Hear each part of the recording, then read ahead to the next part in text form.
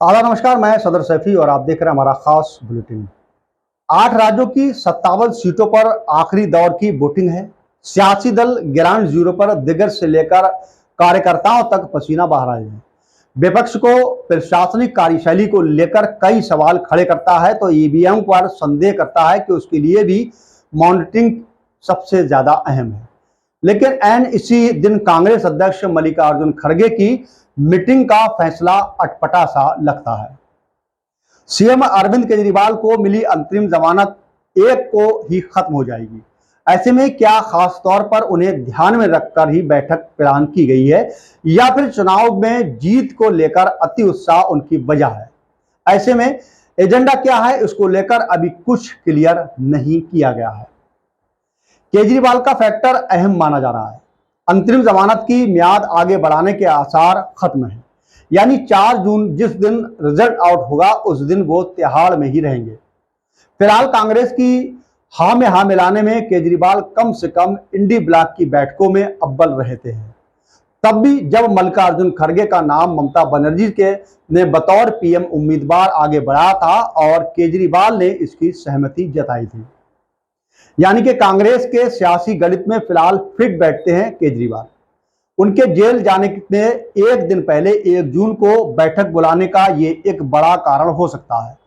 सूत्रों की अगर माने तो खड़गे विभिन्न दलों की फीडबैक लेंगे, संभावना तलाशेंगे और अगला कदम आगे बढ़ाएंगे। इस सबके बीच में दीदी ममता बनर्जी की बनाई दूरी भी इंडिया ब्लॉक के रसूख पर सवाल खड़े कर रही है।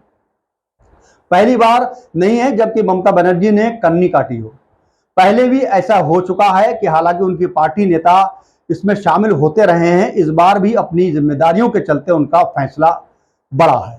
2 वजहों से गठबंधन बैठक में शामिल न होने की मजबूरी बताई गई है। पहला साइक्लोन और दूसरा उस दिन चुनाव में मकसद। साइक्लोन पर बोली कि मैं सब कुछ छोड़कर कैसे जा सकती हूँ, मेरी प्राथमिकता राहत कार्य है।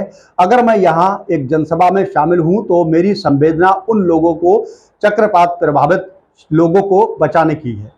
फिर वोटिंग को लेकर भी उन्होंने बताया कि इंडिया गठबंधन की बैठक 1 जून को निर्धारित है, लेकिन मैंने पहले ही कहा कि 1 जून को नहीं जा सकती क्योंकि उस दिन हमारे राज्य में चुनाव है।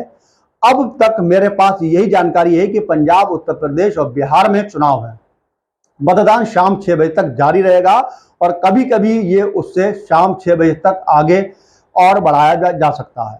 भाई, इंडिया अलायंस के घटक दलों में मनभेद की खबरें अक्सर सुर्खियों में रही हैं। एक मंच पर होते हुए भी डे वन डे से दूसरी दिखाई दी है।